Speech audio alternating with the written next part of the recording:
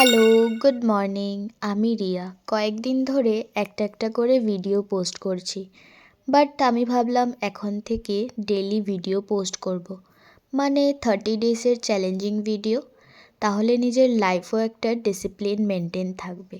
So, welcome to my day 1 blog. আমাদের এখানে তো পুরো ঠান্ডা পড়ে গেছে। সকালে উঠেই দেখি কুয়াশায় চারিদিক ভরে আছে।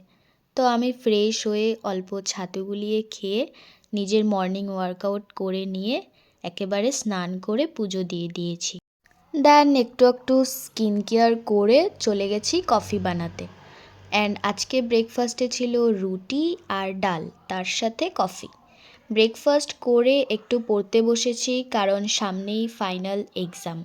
আর 12টা-1টার দিকে আমাদের ঘরের সামনে সুন্দর রৌদ্র পড়ে। তাই কিছুক্ষণ এখানে বসে বসে ফ্রুট খেলাম। তারপর লাঞ্চ করে রেডি হয়ে পড়াতে চলে গেলাম।